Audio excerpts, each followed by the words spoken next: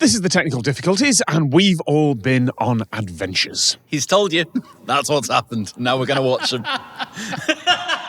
Look, that's the intro. That's it. There you go.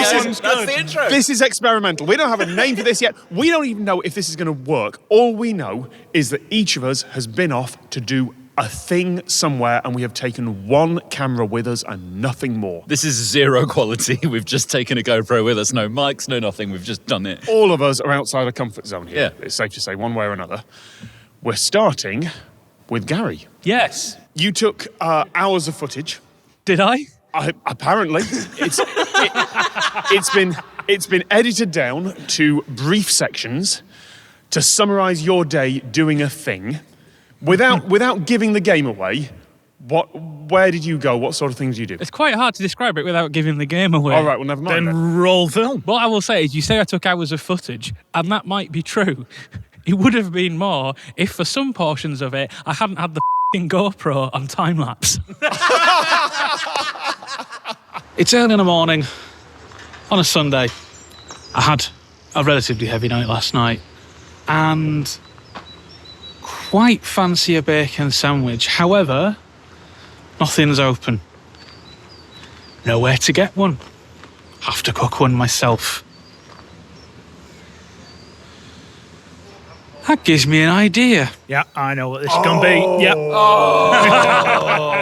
You did the full 90s TV reveal on that. I did. I was quite pleased with that. Yeah. For those of you who haven't recognised by the few friends, it was the Keighley and Worth Valley Railway, right, to which I was dispatched. I was met in the car park by the Keighley and Worth Valley social media guy who flung me the full bib and jacket. Right. Yeah. And he'd assessed my size and it fitted perfectly. I want one. I want both, actually. I cannot find for the life in me where you get these from, because those are, without doubt, the most comfortable and practical workwear I have ever donned in my life. You're going to take them to the archives and... I'll just wear them in the Covered in car. soot. Oh, great. The pockets, lads, the pockets. I can't stress. Anyway, all right, carry on with with roll VT, as they say. So here we have various elements of a steam engine. But more importantly, that's where breakfast is coming from, apparently. Oh, I'm going to do a temperature check. Hot. Use this shovel because it's relatively cleanish. It's a cleanish shovel. Cleanish, it'll do. There we have bacon. And we've got bread rolls as well. Okay. So you're putting that in, you get the preheating that there? Yeah, preheated. I'd like to see any of your Saturday Kitchen lot try this. You know what my nickname is? What is your nickname? Saturday Kitchen. Saturday Kitchen? Because my name is James Martin. Should never mention that, should I? You really shouldn't. Yeah, you're absolutely right, James. If there was anyone that didn't call him Saturday Kitchen already, they're calling him it now. But the thing is, when he said my nickname's Saturday Kitchen, I saw in his eyes this look that said, shouldn't have said that, should I? we're sorry, James. We're really sorry. James. You were a scholar, you were a gent, you're the most patient man alive, as I basically got in the way of the very efficient running of your magnificent 50 steam engine. But, man alive, you said that on tape, right there. Probably get 4 slices on there to start with. Oh. It's good bacon, this, you know. You looks it. Local butcher? Oh, yeah. I've gone all out with you, lads. Did you bring some sort of tongs or something to pick it out with as well? Let's see some tongs in the mess room or something. I'll get a fork or something. Yeah. That's the one thing I didn't think of, was getting it off. Right. You bellend. I planned it carefully. This has rocked up with some food. Yeah, fine, we'll cook it for you. I'm sure he knows what he's doing. I think they do the whole bacon on a shovel. That is not an unknown thing, right? It's just not a regular thing. I thought it was like a tradition at that It's railway. not that they have a utensils drawer. Right, okay. Throttle, brake, balancer, whisk. Yeah. Right. Scrambled! I don't know why I thought that was going to be the case, but they'd be like, we have some coal tongs or something we use. Yeah. Another thing they said at this point, and again, maybe it'll turn up, is that if you don't do it at the right point in the engine firing process, the strength of the draft through the firebox can just pull the bacon into the fire. Because it draws. Yeah. It's like a hurricane. It can just go whack, and it's gone, and then out the chimney. So Flying bacon! Baconado. That Pigs do fly! You should have taken about 18 packs and just scattered it over the landscape. I suppose your average railman just had asbestos fingers and did it that way. Well, yeah. Or they were smart enough to remember a fork. Or they're good enough to flip it with the shovel. With the shovel. What? Hey, Tuesday, pancake day Tuesday, lads. Just saying. Revenue generator. Look at that. How long does that like to take? Not long. Not long. Oh, smell that.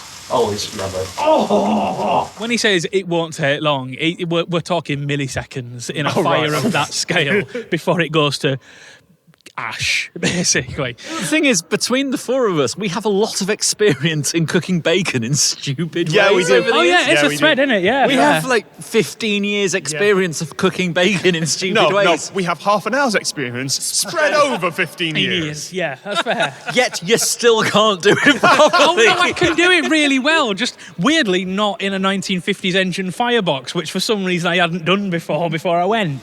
So what else have you cut? You said you've done on crossbones. I've crossbones, I've done burgers before. eggs, and mushrooms. Well, thank you for allowing a professional idiot onto your wonderful engine, sir. We're all professional idiots here. Burn the fat off me. What he's doing there, he's obviously getting the bacon fat off the shovel by burning it just off. Oh, that makes sense. carbonising it. Yeah. So there's a vague aroma of bacon fat going up the. It going up the engine. smelled absolutely f***ing brilliant, I'll be honest. Right, do you want to put some on? Yes. Oh, yeah, I get a go at throwing actual coal on now. Oh, right, okay. Yeah, that is the front of the engine. Right. So when I say put coal down the front, it's Far right at away the front. there. The back is here. So you're talking like there and there. Exactly. Right. You see what he puts? That's the front of the engine. Point.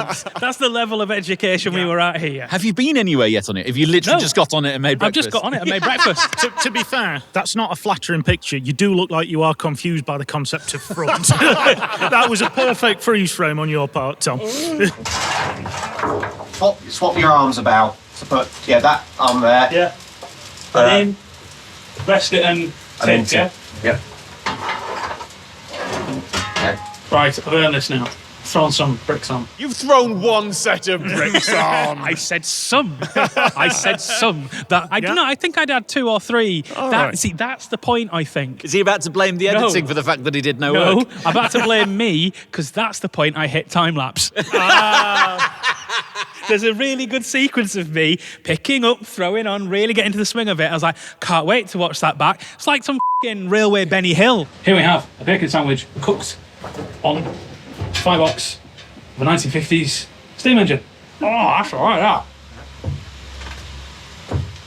I win. You win, do you? At what? You will know everything because the full request was to not just to cook and eat a bacon sandwich, but it was at speed. Okay. Yes, because at this point, he still hasn't gone This anywhere. engine has not moved. I've just turned up while they're cleaning it, gone, give us your shovel, and hoyed away. Obviously, I will say I had safety briefings and all these things too. We did this right. That does need to stay in. They did good work on that, all right? They did not just let a certified pillock stand on their engine and get in the way. I want to see your pillock certificate. It's a pillock diploma. Diploma in pillockry.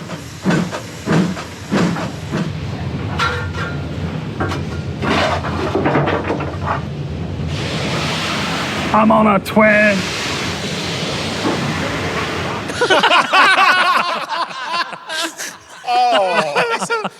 It's not flattering the GoPro close-up, is it? It's really not. It's Dewsbury's answer to Casey Neistat. So now we have to go and we have to go pick up the carriages, which are in another depot, and then we have to go and do journeys up the line with actual paying punters behind us.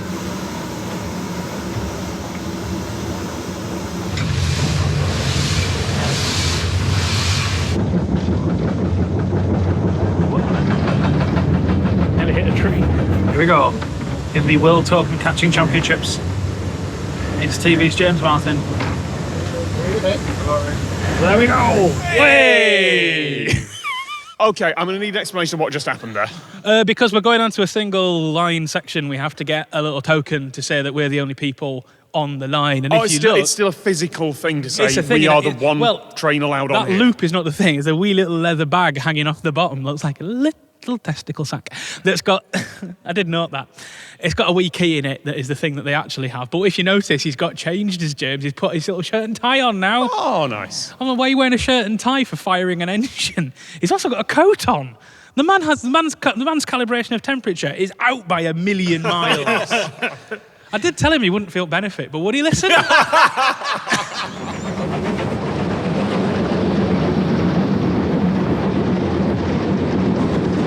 Beautiful. The home of Boldmaker. Look at all those beautiful barrels of lovely beer.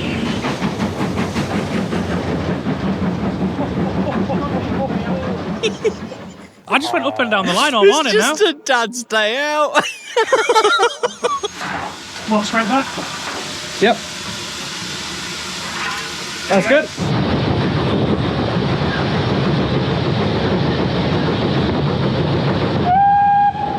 There we go.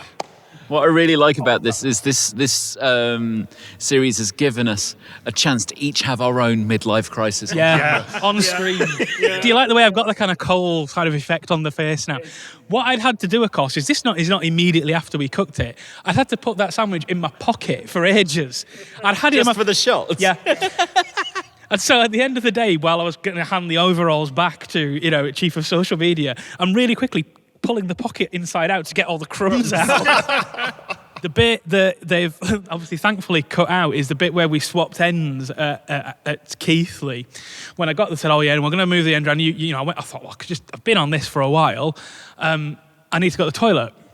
And being the good filming person that I am, you told me quite specifically, don't turn it off, right, unless you need to, because I thought I want to make sure I can get all the footage I need, right?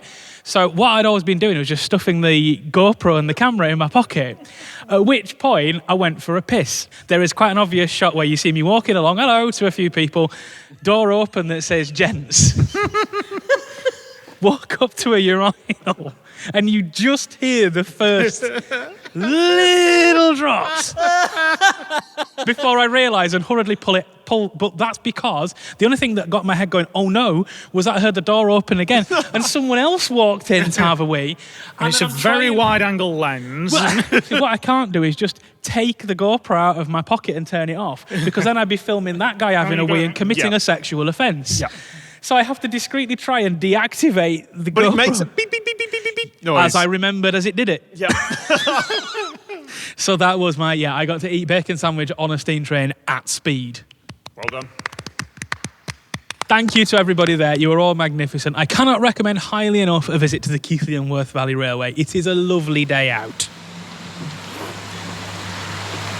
Isn't West Yorkshire is dreadful. Look at that. You wouldn't want to visit, would you? Ooh. Shocks away. Okay.